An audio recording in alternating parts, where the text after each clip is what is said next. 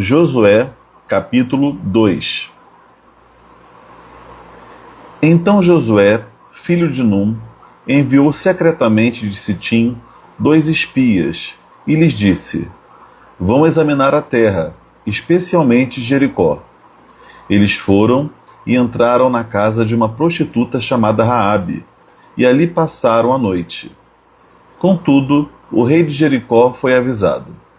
Alguns israelitas vieram aqui esta noite para espiar a terra. Diante disso, o rei de Jericó enviou esta mensagem a Raabe: Traga para fora os homens que entraram na sua casa, pois vieram espiar toda a terra. A mulher, porém, que tinha escondido os 2 homens, respondeu: É verdade que os homens vieram a mim, mas eu não sabia de onde tinham vindo. Ao anoitecer, na hora de fechar a porta da cidade, eles partiram. Não sei por onde foram. Corram atrás deles, talvez os alcancem. Ela, porém, os tinha levado para o terraço e os tinha escondido sob os talos de linho que havia arrumado lá. Os perseguidores partiram atrás deles pelo caminho que leva aos vales do Jordão. Logo que saíram, a porta foi trancada. Antes de os espias se deitarem, Raabe subiu ao terraço e lhes disse: Sei que o Senhor deu a vocês esta terra. Vocês nos causaram um medo terrível, e todos os habitantes desta terra estão apavorados por causa de vocês. Pois temos ouvido como o Senhor secou as águas do Mar Vermelho diante de vocês quando saíram do Egito, e o que vocês fizeram a leste do Jordão com Seom e Og, os 2 reis amorreus que vocês separaram para a destruição. Quando soubemos disso, o povo desanimou completamente, e por causa de vocês, todos perderam a coragem, pois o Senhor, o seu Deus, é Deus em cima nos céus e embaixo na terra. Portanto, jurem-me pelo Senhor, que assim como eu fui bondosa com vocês, vocês serão bondosos com a minha família. Deem-me um sinal seguro de que pouparão a vida do meu pai e da minha mãe, dos meus irmãos e das minhas irmãs, e de tudo que lhes pertence. Jurem que nos livrarão da morte. A nossa vida pela de vocês, garantiram-lhes os homens. Se você não contar o que estamos fazendo, nós a trataremos com bondade e fidelidade quando o Senhor nos der esta terra. Então Raabe os ajudou a descer pela janela com uma corda, pois a casa em que morava fazia parte do muro da cidade, e lhes disse: Vão para aquela montanha, para que os perseguidores não os encontrem. Escondam-se lá por 3 dias, até que eles voltem. Depois poderão seguir o seu caminho. Os homens lhe disseram: Estaremos livres do juramento que você nos levou a fazer, se quando entrarmos na terra, você não tiver amarrado este cordão escarlate na janela pela qual nos ajudou a descer, e se não tiver trazido para a sua casa o seu pai e a sua mãe, os seus irmãos e toda a sua família. Qualquer pessoa que sair da casa será responsável por sua vida. Nós seremos inocentes. No entanto, seremos responsáveis pela morte de quem estiver na casa com você, caso alguém toque nessa pessoa. Se você contar a nossa missão a alguém, estaremos livres do juramento que você nos levou a fazer. Seja como vocês disseram, respondeu Raabe. Em seguida, os despediu, e eles partiram. Depois, amarrou o cordão escarlate na janela. Quando partiram, foram para a montanha e ali ficaram 3 dias, até que os seus perseguidores regressassem. Estes os procuraram ao longo de todo o caminho e não os acharam. Por fim, os 2 homens voltaram, desceram a montanha, atravessaram o rio e chegaram a Josué, filho de Num, e lhe contaram tudo o que lhes havia acontecido. Disseram a Josué: Sem dúvida, o Senhor entregou a terra toda nas nossas mãos. Todos estão apavorados por nossa causa. Vamos lá. Boa noite. Olá, Sonilda. Olá, Cláudia. Olá, Mirza. Muito bom ter vocês aqui. Me perdoem mais uma vez aí pela demora no início da live. Eu realmente tive aí alguns contratempos para poder finalizar o esboço aqui, que eu sempre faço um pouco antes da live. Eu tive que, enfim, eu estava num evento, né, na igreja, a Misa estava lá, né, Misa? E eu tive que esperar aí o táxi da minha mãe, que demorou muito, fiquei com ela ali aguardando, e com isso atrasei aqui de fazer o meu esboço. Me perdoem aí pelo horário.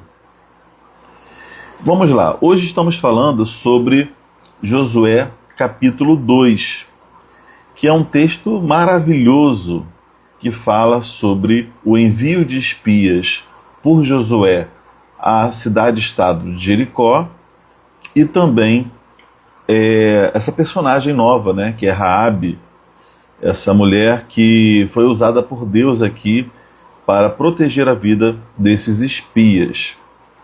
A gente sabe que a primeira cidade-estado que estava além do Jordão, assim que eles atravessassem o Rio Jordão, dentre todas as cidades cananeias daquela região que Deus estava dando aos israelitas, era Jericó. Essa era a primeira cidade.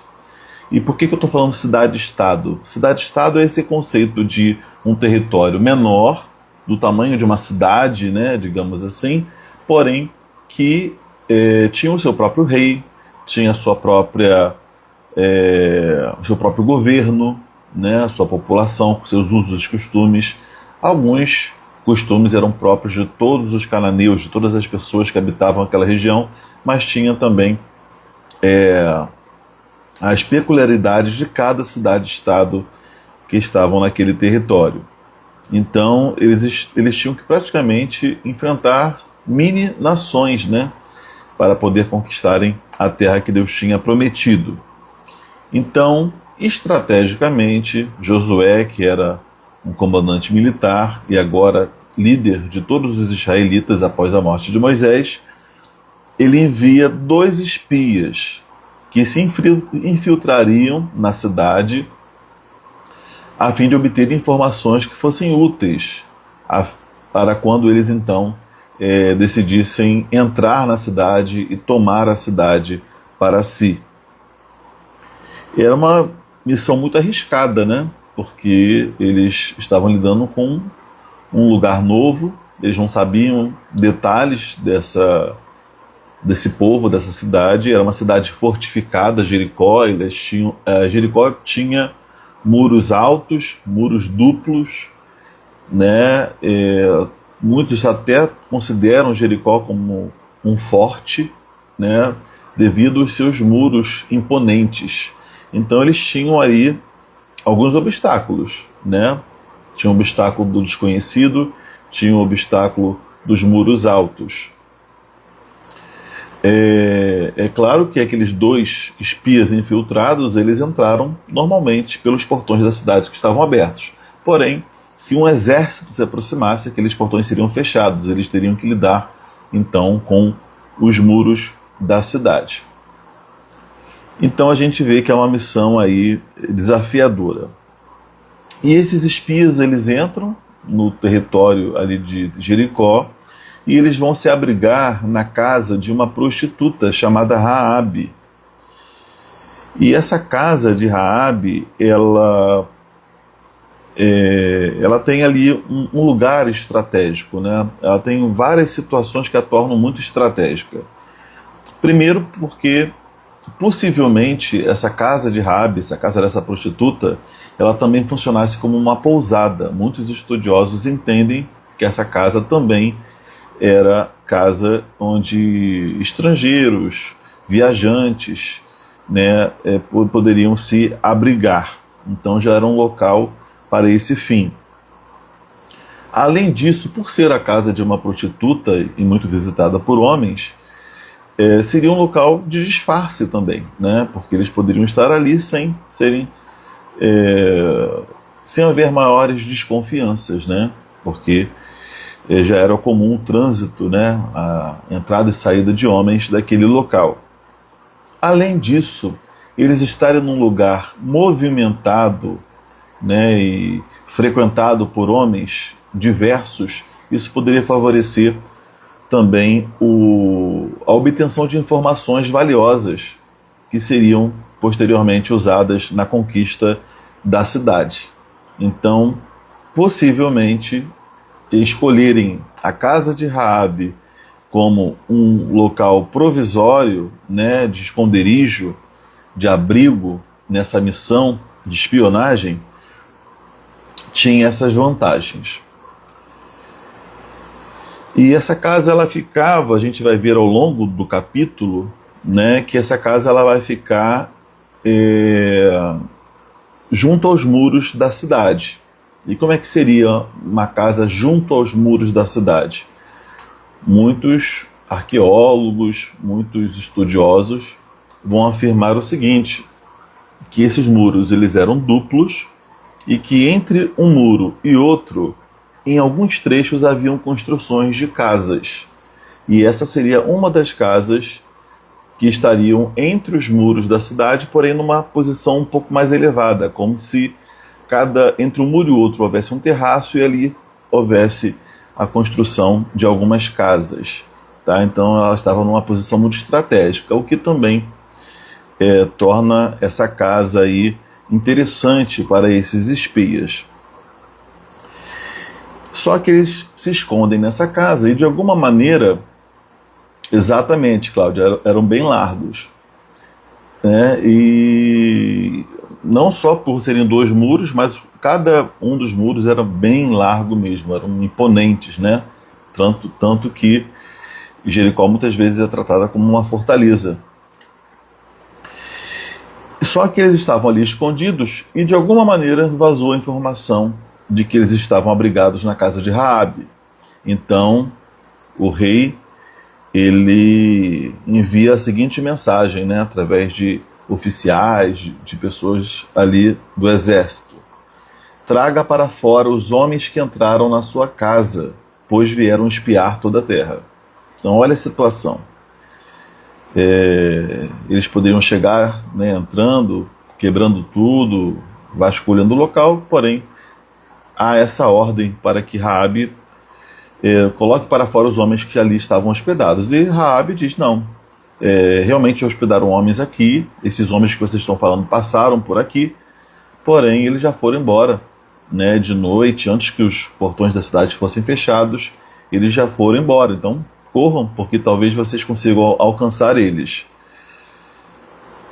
Então a gente vê que diante da informação vazada e diante dessa pressão do próprio rei de Jericó, Raabe foi muito corajosa, né? Ela poderia ter cedido, falar: olha, se eu pensado assim, né? Olha, se eu mentir, eu posso morrer, né? E se eu não mentir, também eu posso morrer por conta dos israelitas que estão se aproximando. Ela já tinha conhecimento da fama do que Deus estava fazendo através dos israelitas, como a gente vai ver.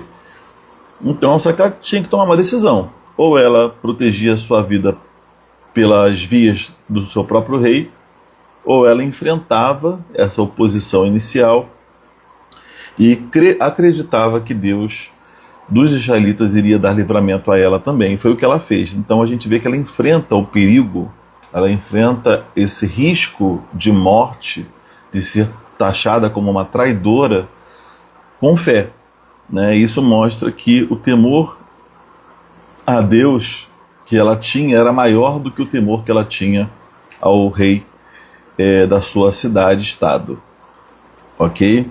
Isso é muito interessante. E a questão da mentira? Aliás, Cláudia está perguntando aqui: Leandro, quem era o rei dessa época? Olha, Cláudia, nesse capítulo em específico não diz. Eu não me recordo se em algum outro capítulo vai mencionar o nome desse rei, e também no que eu estudei desse capítulo não teve nenhum comentário mencionando. Tá? Então eu não sei se esse rei tem um nome mencionado. Tá bom? Posso depois pesquisar e eu trago para vocês, caso haja essa informação em algum lugar, nem que seja aí dos estudiosos, tá bom? Agora, tem uma questão aqui que é a questão da mentira, né? Porque Raabe, ela mentiu, né? Ela falou: olha, eles vieram aqui, mas eles não estão mais aqui, eles foram embora. E Deus, de alguma maneira, ele não pesou a mão sobre Rabi por ela ter mentido, né? Em nenhum momento na Bíblia é colocado um peso, né, como por ela ter mentido. A gente sabe que mentira é pecado, que mentira é errado, e que a gente não deve banalizar ou relativizar, né, o que é certo e errado de acordo com aquilo que nos é conveniente. Porém, precisamos considerar algumas coisas. A primeira coisa é que a providência divina, ela age mesmo quando nós humanos erramos. Então esse é o primeiro aspecto. Quer consideremos a mentira de Rabi um erro, a gente entende que apesar desses erros, assim como apesar de qualquer erro humano, isso não é uma apologia ao erro, a viver de qualquer maneira, de forma alguma, mas é uma constatação. Apesar dos erros humanos, Deus age com providência e Deus é soberano e Deus usa todas as coisas para o bem daqueles que o amam. Então, a gente crê nisso. Deus soberanamente está acima, né, de tudo, da história. Apesar daquilo que a gente faz, certo ou errado, Deus permanece fiel. Isso é um ponto. Agora, um outro ponto que para mim é muito pertinente, né? Eu poderia falar só pertinente, mas eu quis realçar aqui.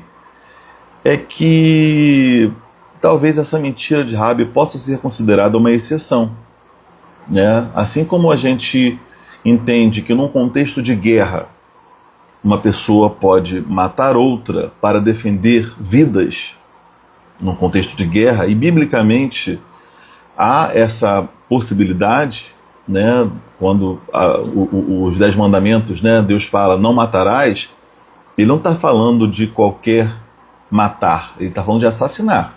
Então você matar uma pessoa gratuitamente ou por motivos pequenos é uma coisa, você defender a própria vida ou a vida de uma nação e por isso matar alguém é outra coisa. Isso nunca foi condenado biblicamente. Então, a gente talvez nesse contexto aqui, entendendo que era um contexto de guerra sim, era um contexto de vida ou morte, a mentira de Rabi, ela entra como uma exceção em prol de um benefício maior, que era a proteção da vida, tá? É claro que a gente tem que ter um cuidado com isso para não banalizar e dizer sempre que é algo justificável quando em alguns momentos não vai ser. Como, por exemplo, quando Abraão mentiu sobre Sara, dizendo ser era sua irmã, ela era sua meia-irmã, mas ele quis induzir os outros a um erro. E isso é algo registrado de forma negativa na Bíblia, né? Ele temeu pela vida, mas não era um risco iminente como aqui, né? Então temos que separar as situações. Talvez o risco que Abraão viu e por isso mentiu fosse um risco mais interior dele do que um risco explícito. Aqui não, a gente vê um contexto de guerra e um risco claro, né? Então, por isso que há um tratamento diferente e em nenhum momento a Bíblia taxa essa questão de Rabi ter mentido com peso, de forma alguma, né? Ela estava preservando um bem maior que era a vida. É interessante, né, a gente refletir sobre isso. A gente sempre tem que pensar à luz dos princípios. Olá, Margot, boa noite. Seja bem-vinda. E também a gente falou aqui que Rabi, ela estava, de certa maneira, realmente traindo, né, o seu rei. Mas a gente precisa pensar que é traição ou é a fé que ela estava tendo no Deus verdadeiro que gerou nela um posicionamento. Porque muitas das vezes a fé vai fazer com que a gente traia, entendeu? Num certo sentido, pessoas que amamos, né? Que a gente traia as intenções que as pessoas esperam, depositam sobre nós, as expectativas. E a gente precisa agir em nome daquilo que cremos, e não da expectativa alheia ou até de bens que nos são caros, né? Se você estiver entre a lealdade ao Estado e a lealdade a Deus, você deve ficar com a lealdade a Deus. Se você estiver entre a lealdade a um cônjuge, a lealdade a familiares, a amigos e a lealdade a Deus, você deve escolher a lealdade a Deus. ele sempre precisa vir em primeiro lugar. Então, Raabe fez uma escolha certa, se colocar ao lado do Deus verdadeiro daqueles que estavam sendo protegidos por esse Deus. A gente vai ver que... Deixa eu ver aqui.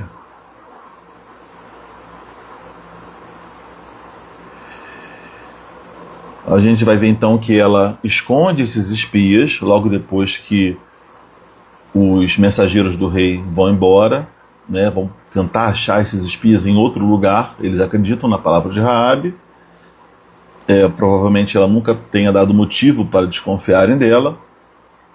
E ela então esconde eles no terraço, né, entre alguns talos de linho, né, ou seja, ela busca ali um lugar que eles teriam menos visibilidade possível, até as coisas acalmarem. E diz que os perseguidores vão atrás deles, e logo que saíram, a porta foi trancada. A porta aqui, gente, é a porta não da casa de Raabe, é a porta da cidade. Tá? As cidades tinham portões, tinham entradas, e elas se fechavam toda noite para proteger os habitantes que estariam mais vulneráveis por estarem dormindo. Então, logo que eles saem à procura deles fora dos limites da cidade, fora dos muros, a porta é trancada, porque caso eles ainda estivessem dentro da cidade, eles ficariam ali cercados. Isso foi uma estratégia. Então a gente vê que os israelitas, os espias aqui, eles ficam ali entre a cruz e a espada, né? E agora? Eles foram nos procurar lá fora, mas fecharam a porta. Como é que a gente vai sair? Não vão poder sair da mesma maneira que entraram. Mas Deus, né, através de Raabe, providencia um escape por outro meio. A gente vai ver dos versículos 9 ao versículo 11 a Raabe expressando a sua fé. Ela vai falar como os habitantes de Jericó ficaram com muito medo dos israelitas, que a fama do que Deus fez por meio deles e no meio deles espalhou, né, até o território deles. Como Deus abriu o Mar Vermelho, como Deus deu vitória a eles sobre os reis que estavam do outro lado do Jordão, né? Eles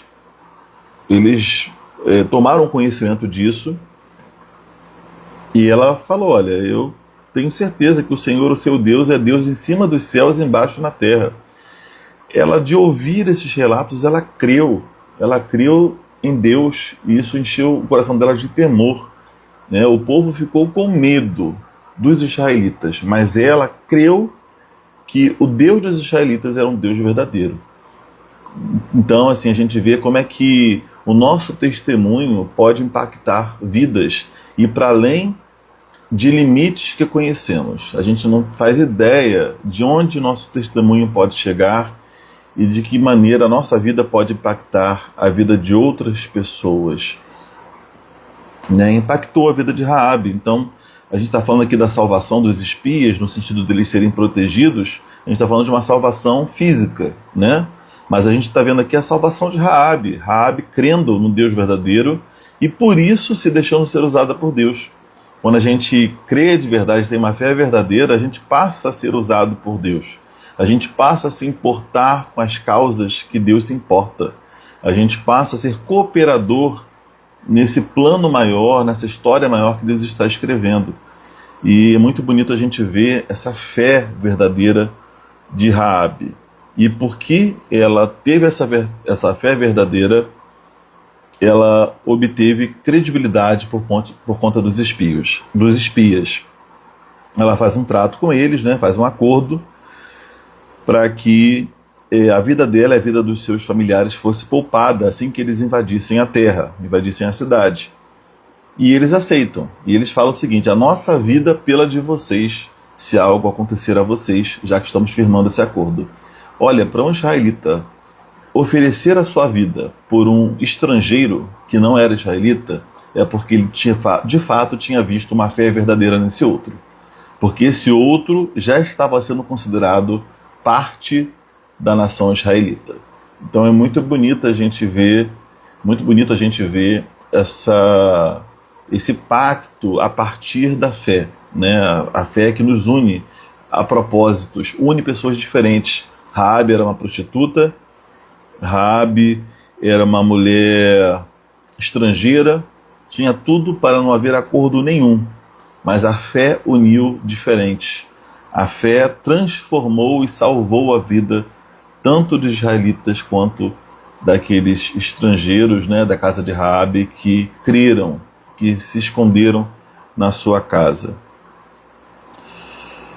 E então foi estabelecido que a maneira como os espias escapariam seriam através da janela de Raabe, que dava para fora dos muros da cidade.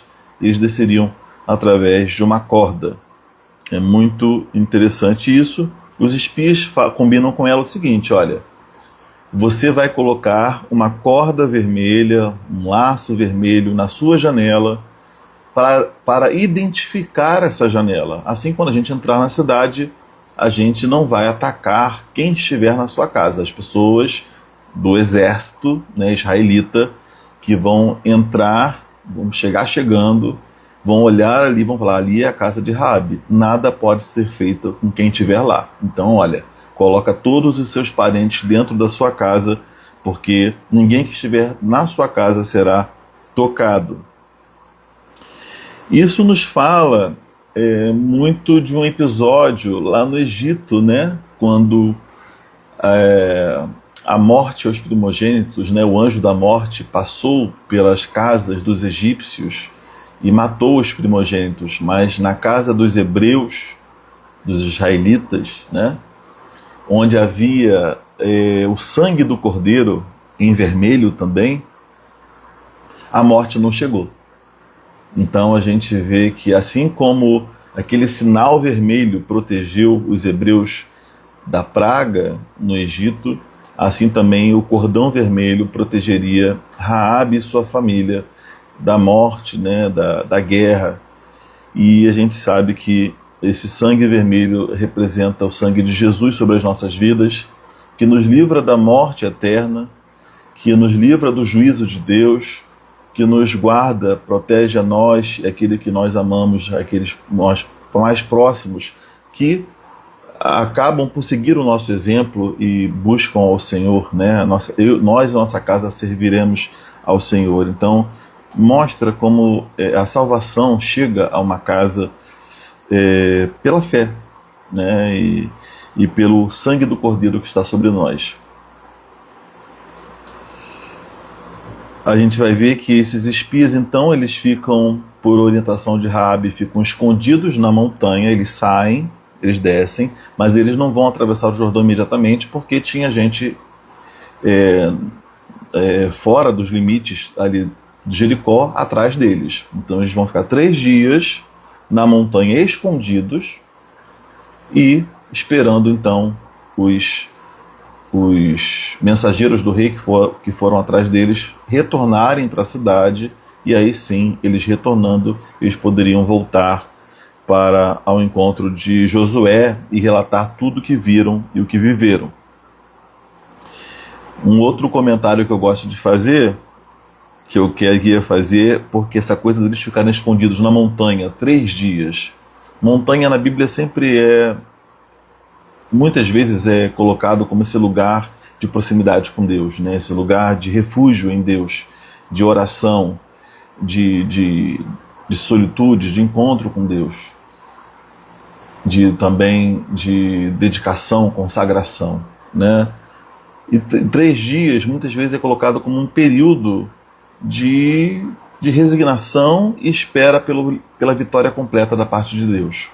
Um tempo de morte para que haja vida, né? Jesus ficou 3 dias morto e depois ele ressuscitou. E tem algumas vezes que esses 3 dias vão apontar para isso. A gente vê que os espias precisaram esperar o tempo certo, né?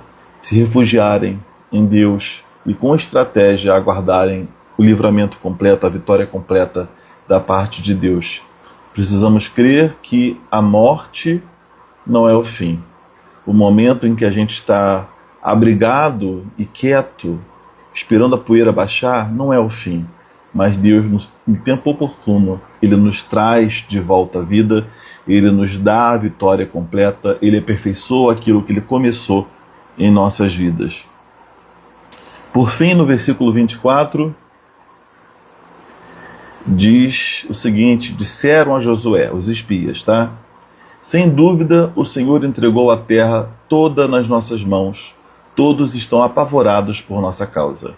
Então a gente vê aqui que a fé de Raabe, que comunicou a eles que todos estavam apavorados por conta do que Deus fez na vida deles, foi exatamente o que eles passaram para Josué. Estão todos atemorizados. O Senhor já entregou essa terra em nossas mãos. Essa visão de fé que Raabe teve, esse relato que Raabe trouxe, foi algo que eles repetiram aqui.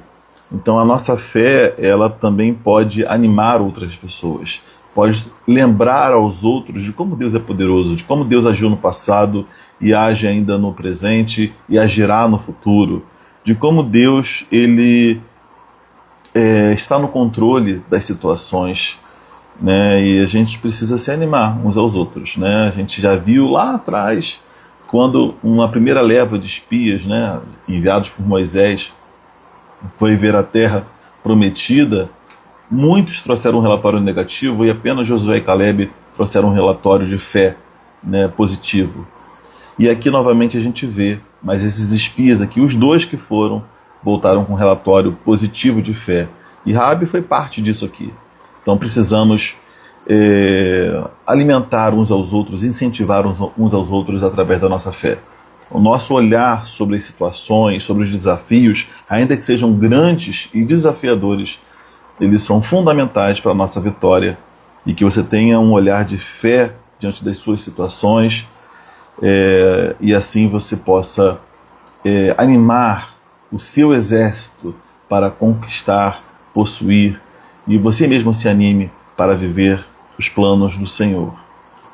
Concluindo, vamos trazer aquelas lições gerais que a gente tira desse texto. A primeira é que temos nossas Jericós. Todos nós temos as nossas Jericós a serem superadas, serem conquistadas.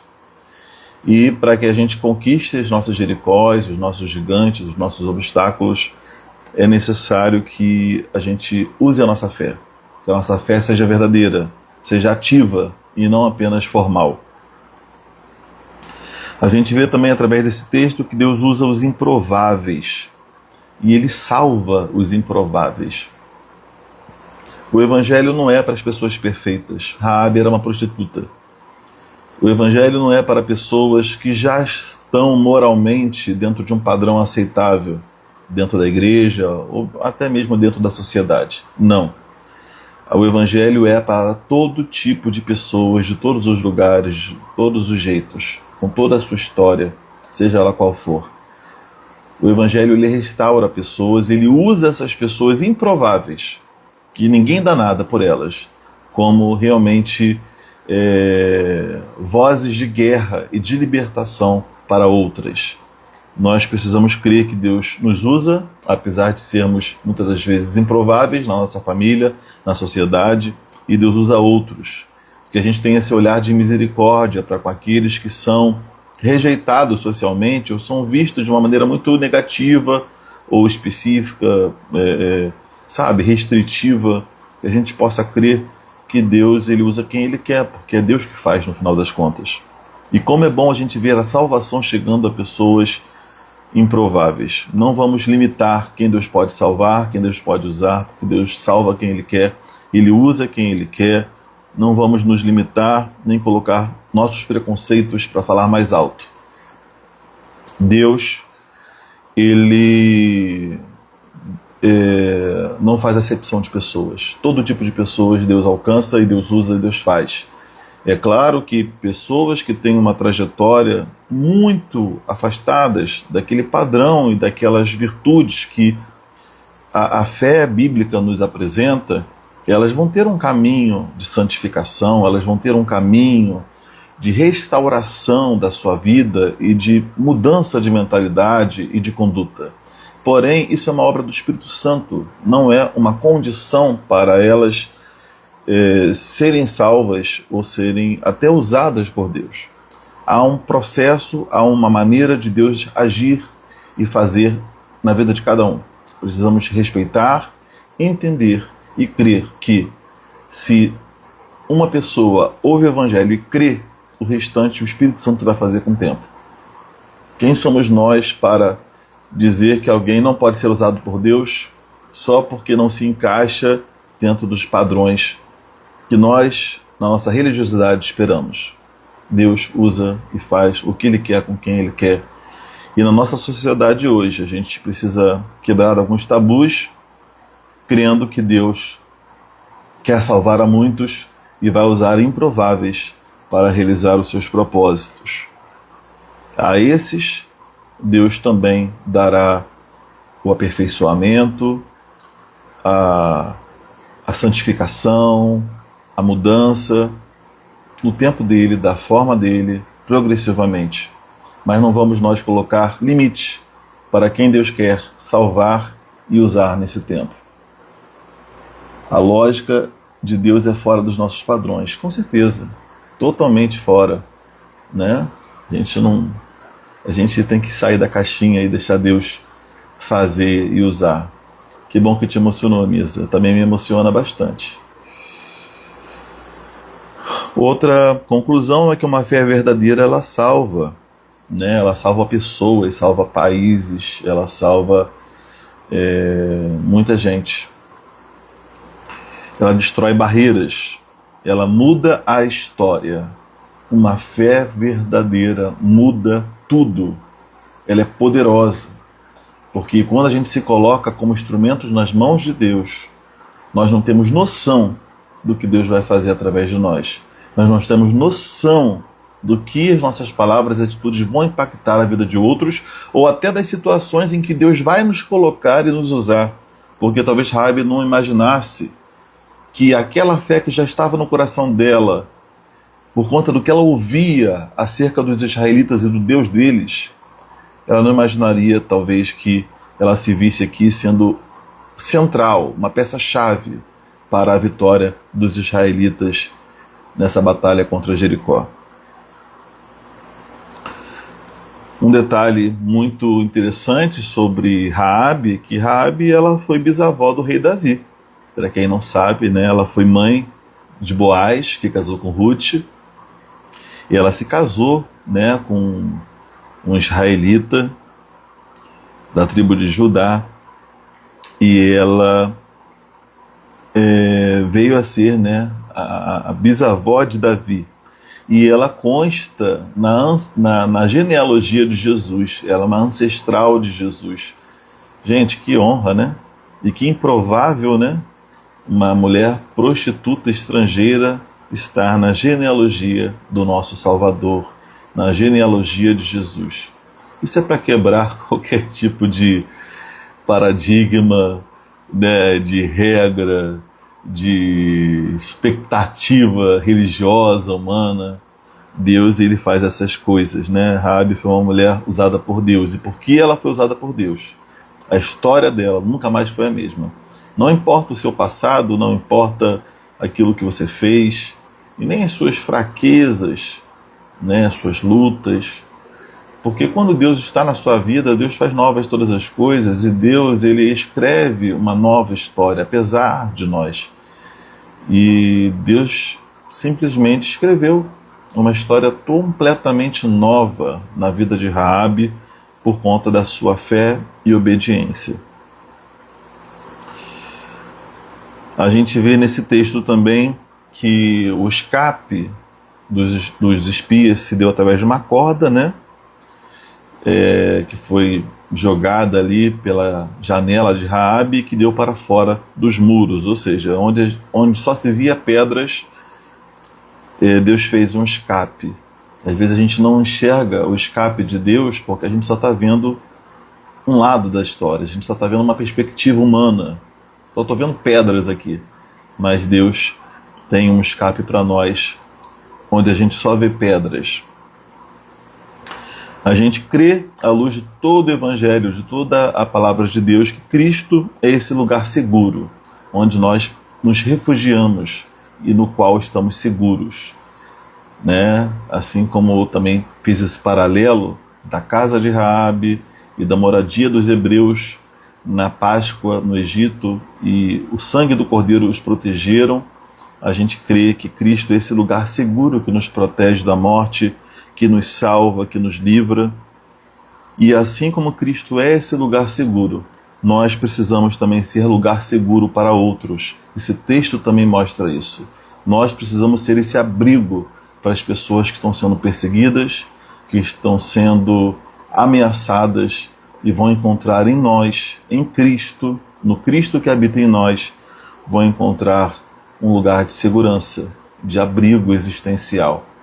Que a gente possa ser Cristo para a vida das pessoas, que elas possam olhar para nós e verem Cristo e assim serem guardadas, suas almas guardadas e assim possam também ser salvas.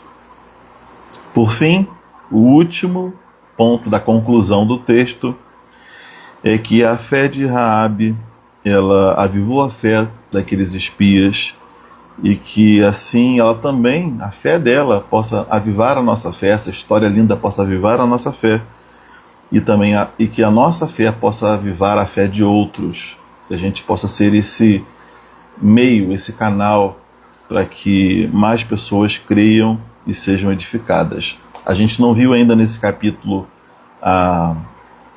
o livramento em si, né? A gente vai ver nos próximos capítulos, lá para o capítulo 6, que a gente vai ver aí eles entrando em Jericó e a casa de Raabe sendo protegida, sendo salva, mas a gente já sabe, através desse texto, que Deus faria, né? E tudo que foi colocado aqui foi por meio da fé, daquilo que Deus fez e daquilo que Deus com certeza faria. Tá bom, pessoal? Que bom estar com vocês, fico feliz aí por mais uma live. Valeu a pena esperar, apesar da demora hoje.